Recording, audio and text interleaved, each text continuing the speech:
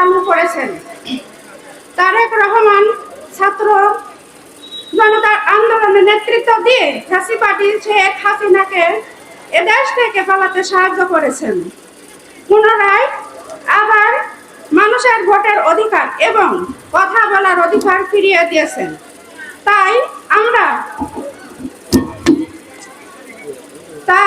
আমরা মহিলা দল যাতে আগামীতে ভোটের মাঠে বড় অবদান রাখতে পারি, সেই জন্য আমরা একতাবদ্ধভাবে কাজ করতে চাই।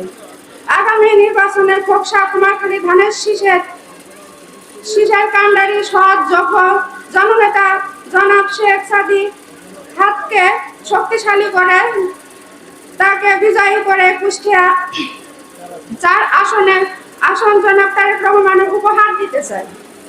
তাই প্রিয় মহিলা সহকর্মীবৃন্দ, আপনাদের সভায় ঐক্যবদ্ধ থেকে ধানের শীষের পক্ষে কাজ করার আহ্বান জানিয়ে আমার বক্তব্য শেষ করছি। খোদা হাফেজ। বাংলাদেশ জিন্দাবাদ। শহীদ জিয়া অমর হোক। খালেদা জিয়া জিন্দাবাদ। তারুণ্যের অহংকার তারেক রহমান।